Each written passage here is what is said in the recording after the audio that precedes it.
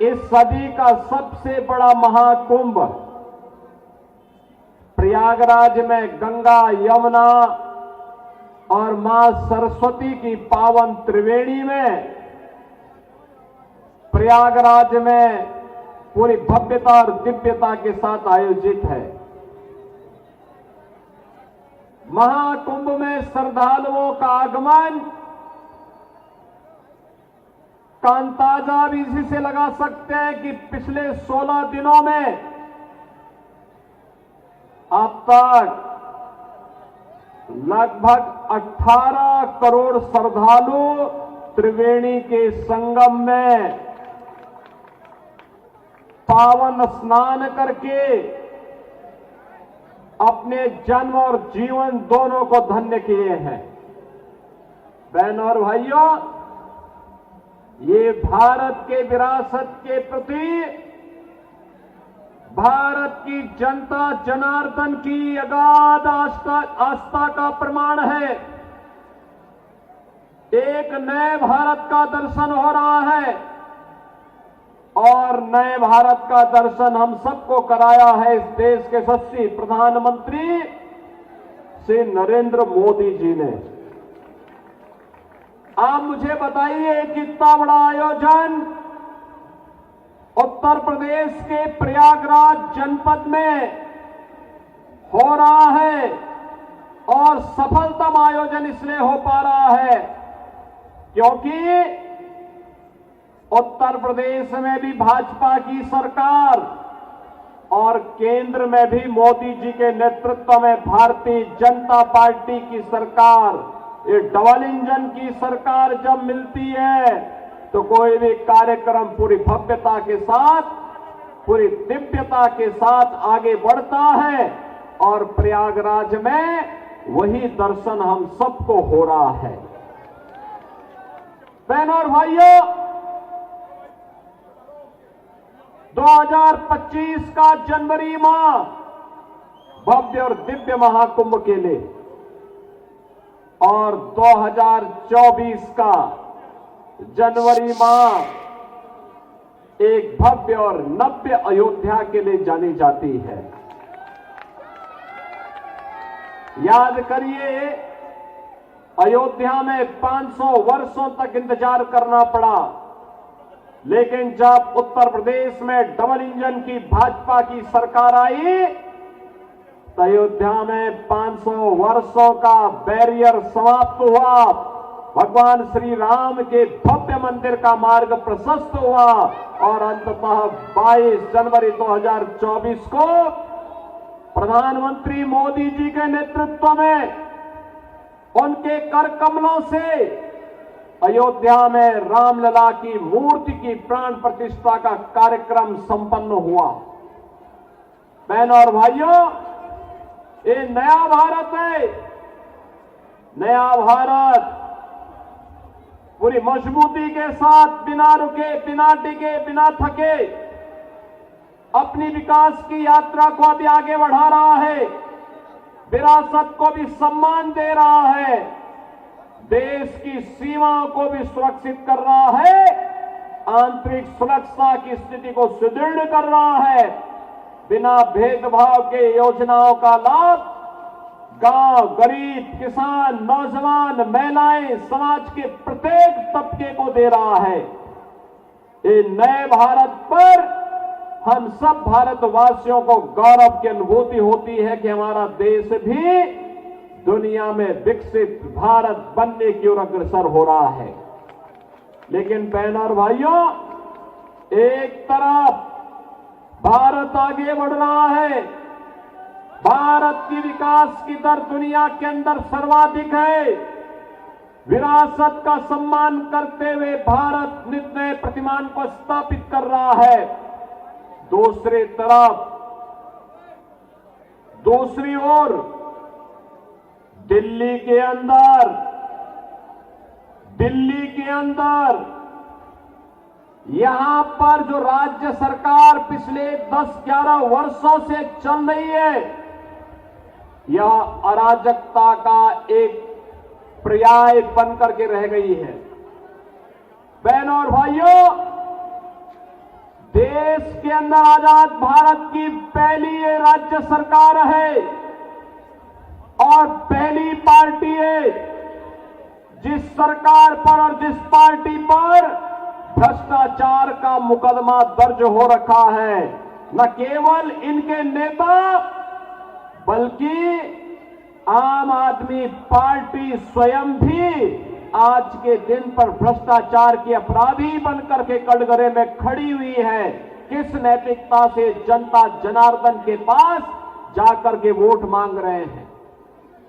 बहनों और भाइयों, याद करिए 2013 में जब श्री अन्ना हजारे जी के नेतृत्व में दिल्ली के अंदर जन लोकपाल के लिए लंबा आंदोलन चल रहा था, जन लोकपाल, लेकिन दिल्ली के अंदर आम आदमी पार्टी की सरकार बनी। जन लोकपाल के मुद्दे को इन्होंने एक तरफ फेंक दिया।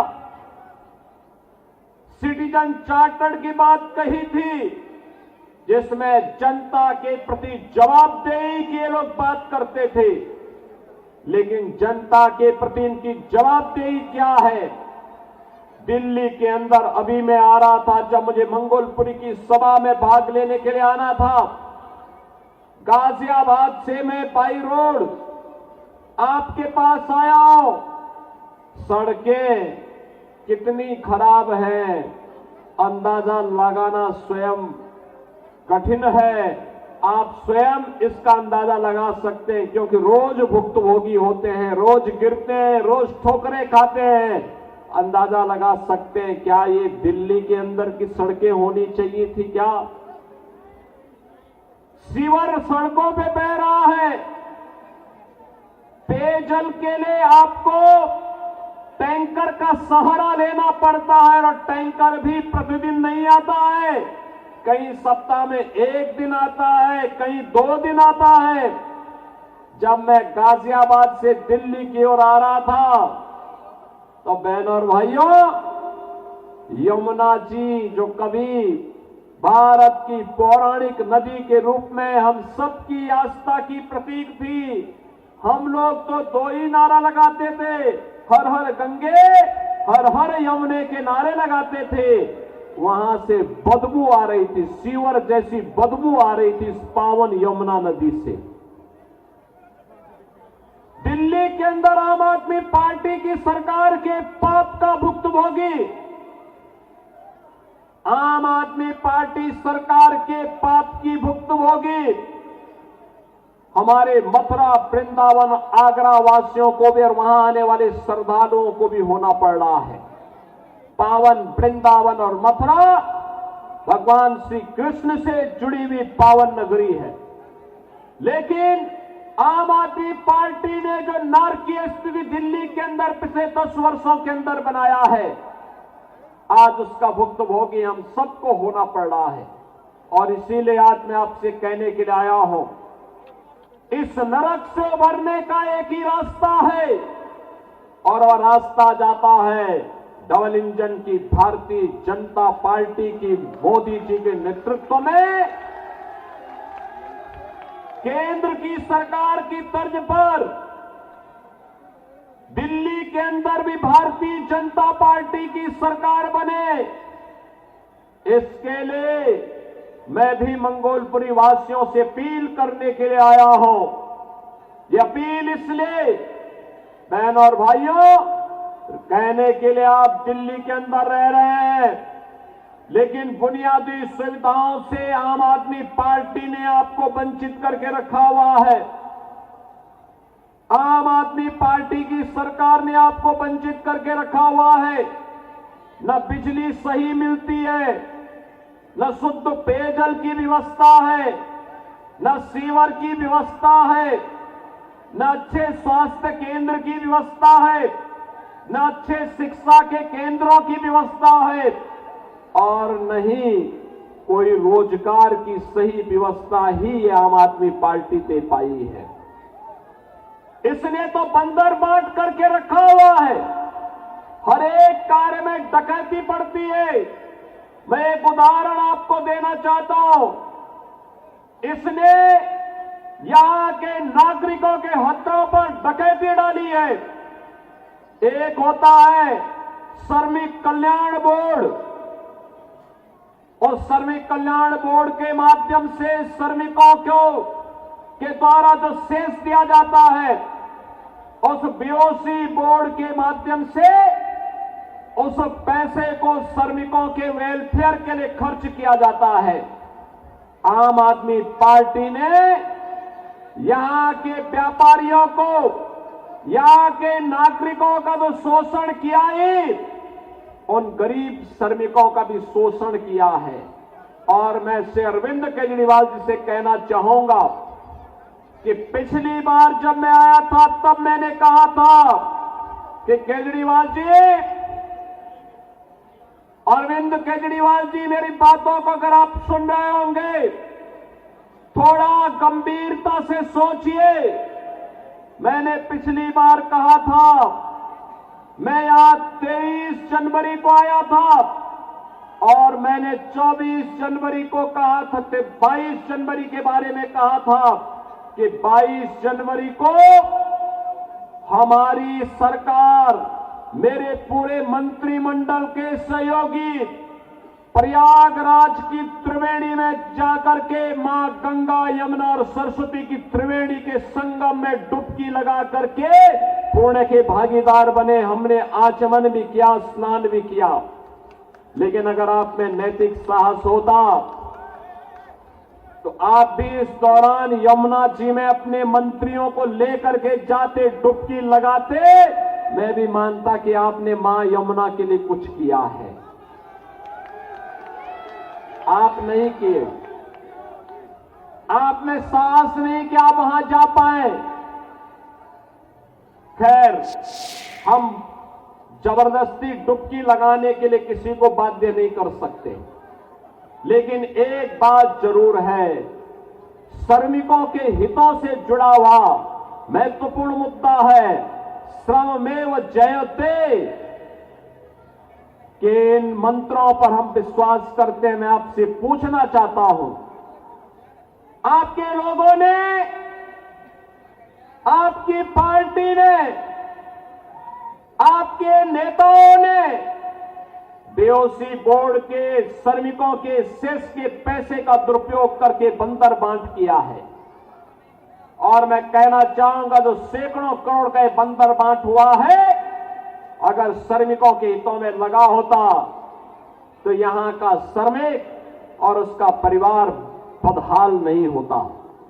मैं तो आपसे कहना चाहूंगा, एक बार आइए उत्तर प्रदेश में अटल आवासीय विद्यालयों को देखें। श्रमिकों के बच्चे भी देश के अंदर वर्ल्ड क्लास इंफ्रास्ट्रक्चर के आधुनिक शिक्षा के केंद्रों में अध्ययन कर सकते हैं। उनकी लॉजिंग, फूडिंग की व्यवस्था उत्तम हो सकती है। आपको उत्तर प्रदेश में आकर के मॉडल देखना चाहिए। अटल आवासीय विद्यालय में आकर के देखिए, उत्तर प्रदेश सरकार ने आदरणीय प्रधानमंत्री जी के मार्गदर्शन में ये मॉडल हल कमिश्नरी स्तर पर उपलब्ध करवाया है। अगर आप भी दिल्ली के अंदर करेंगे तो दिल्ली के लाखों श्रमिक इसका लाभ उठाएंगे। बहनों और भाइयों, एक तरफ दिल्ली के अंदर स्वच्छता का यह मुद्दा, दिल्ली के अंदर बुनियादी सुविधाओं का मुद्दा, और दूसरी तरफ आम आदमी पार्टी ने देश की सुरक्षा में भी सेंध लगाने के किसी भी प्रकार के षड्यंत्र से हमेशा अपना जुड़ाव रखा है। आपने देखा होगा, इन्होंने आधार बनाने की मशीन अपने नेताओं को वितरित कर दी, अपने विधायकों को वितरित कर दी, और उसके माध्यम से उन्होंने बांग्लादेशी घुसपैठियों को, रोहिंग्याओं को भी आधार कार्ड बनाने का पाप किया है। और यहां पर दिल्ली के अंदर ओखला में औद्योगिक निवेश की बजाय यहां पर उन्होंने उन लोगों को, बांग्लादेशी घुसपैठियों को बसा करके दिल्ली के हकों पर कुठाराघात करने का पाप भी किया है। बहनों और भाइयों, ये आम आदमी पार्टी दिल्ली के हकों पर, दिल्ली की सुरक्षा पर, दिल्ली के नौजवानों के अधिकारों पर, दिल्ली की बहन और बेटियों की सुरक्षा पर सेल लगाने वाली पार्टी है। इस पार्टी को कभी बर्दाश्त नहीं किया जाना चाहिए। ये भ्रष्टाचार की जननी है, अराजकता का कारण है, अव्यवस्था का कारण बनने वाली पार्टी है। और इसलिए मेरी आप सबसे अपील है, भारतीय जनता पार्टी ने आज आपको एक घोषणा पत्र दिया है दिल्ली के लिए। दिल्ली के लिए घोषणा पत्र न केवल राष्ट्रीय राजधानी होने के नाते, बल्कि दिल्ली के नौजवानों के लिए, दिल्ली के व्यापारियों के लिए, दिल्ली के श्रमिकों के लिए, दिल्ली की बहन और बेटियों के लिए अत्यंत महत्वपूर्ण है। और राष्ट्रीय राजधानी होने का गौरव दिल्ली के प्रत्येक क्षेत्र के नागरिकों को उपलब्ध करवाने का एक अवसर भी है। बहनों और भाइयों, विकास डबल इंजन की सरकार से ही आगे बढ़ता है। अलग अलग राग अलापने से नहीं हो सकता है। आज आप प्रयागराज में जो भव्य और दिव्य कुंभ देख रहे हैं, इसलिए क्योंकि डबल इंजन की सरकार है।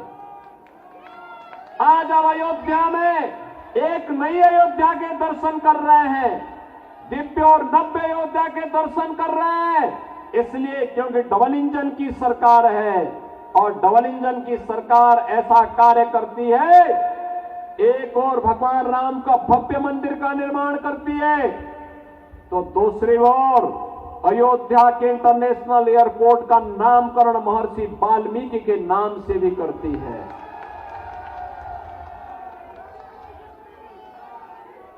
सदगुरु रविदास के जन्मभूमि क्षीर गोवर्धन जो वाराणसी में है, उस पवित्र स्थल का पुनरुद्धार और सुंदरीकरण को इसको भव्य स्वरूप प्रदान करती है। निषाद राज का पावन श्रृंगवेरपुर में भगवान राम और निषाद राज की 56 फुट ऊंची प्रतिमा को एक भव्य कॉरिडोर के माध्यम से जनता जनार्दन के लिए उपलब्ध करवाने का कार्य करती है। बहनों और भाइयों, ये डबल इंजन सरकार के कारण ही है।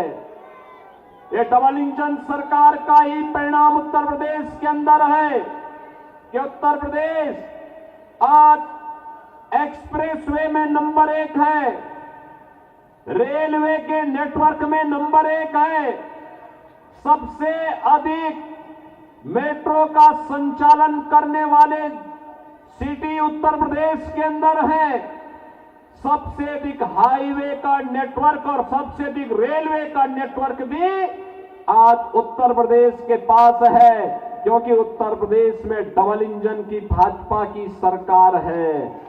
और डबल इंजन की इसी सरकार को आगे बढ़ाने के लिए आज दिल्ली वासियों से मैं अपील करने के लिए आया हूं।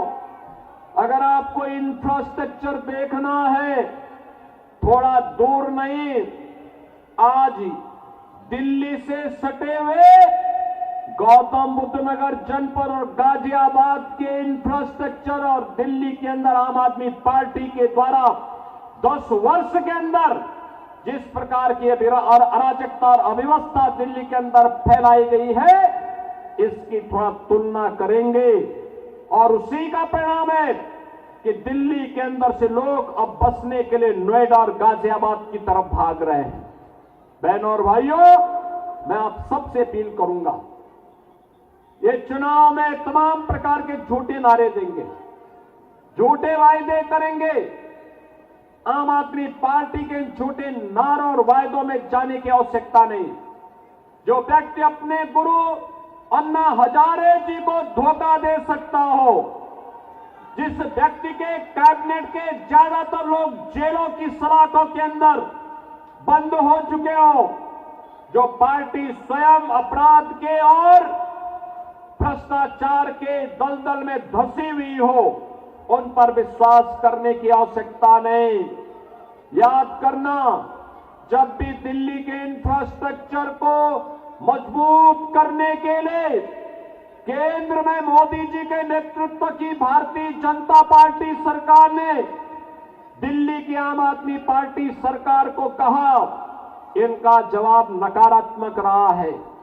मेट्रो में सहयोग करने का हो, देश की पहली रैपिड रेल के संचालन का हो, या फिर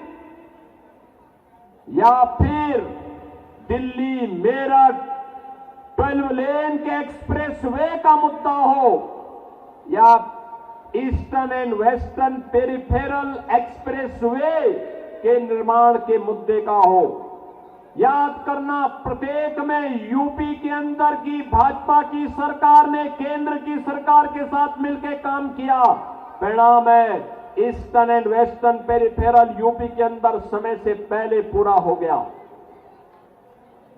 दिल्ली मेरठ 12 लेन का एक्सप्रेसवे यूपी के अंदर हो गया, लेकिन दिल्ली के अंदर आम आदमी पार्टी सरकार ने योगदान नहीं दिया।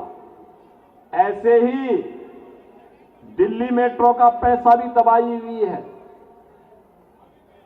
रैपिड रेल का पैसा भी सहयोग नहीं किया। यह आम आदमी पार्टी विकास विरोधी है, नौजवान विरोधी है, दलित और गरीब विरोधी है, उन्हें सुविधाओं से वंचित करने वाली पार्टी है। यह अखंड भ्रष्टाचार में डूबी है, यह आपकी आस्था के साथ खिलवाड़ करने वाली पार्टी है। और इसीलिए मेरी आप सबसे अपील है कि भारतीय जनता पार्टी ने अपने एक अनुभवी और सुयोग्य प्रत्याशी को मंगोलपुरी में आपके बीच में उतार करके आपसे फिर से अपील करने के लिए भेजा है। श्री राजकुमार चौहान जी को भारतीय जनता पार्टी ने अपना प्रत्याशी बना करके आपके बीच उतारा है। भारतीय जनता पार्टी विरासत और विकास की इस राजनीति का, सुरक्षा और समृद्धि के इस अभियान का हिस्सा मंगोलपुरी को भी बनाना चाहती है। और इसीलिए मेरी मंगोलपुरी विधानसभा क्षेत्र से आप सभी मतदाताओं से अपील है कि मंगोलपुरी के विकास के लिए, दिल्ली के विकास के लिए, दिल्ली की सुविधाओं के लिए, दिल्ली के गरीबों को, दिल्ली के नौजवानों को, यहां के दलित और वंचितों को भी उसका अधिकार प्राप्त हो सके, इसके लिए श्री राजकुमार चौहान जी को फिर से विधायक के रूप में चुनने के लिए आपसे अपील करने के लिए मैं आपके बीच आया हूं। आपका आशीर्वाद राजकुमार चौहान जी को प्राप्त होगा। जहां तक मेरी आवाज जा रही है, दोनों हाथ ला करके अपना आशीर्वाद देते हुए मुझे बताइए। पीछे तक, जहां तक मेरी आवाज जा रही है, श्री राजकुमार चौहान को आप भारी बहुमत से विजयी बना के भेजेंगे। आम आदमी पार्टी की जमानत को जब्त करेंगे। सभी लोग सहमत हैं? दोनों हाथ ला करके मेरे साथ बोलेंगे, भारत माता की, भारत माता की, भारत माता की जय श्री राम, जय जय श्री राम। तो मुख्य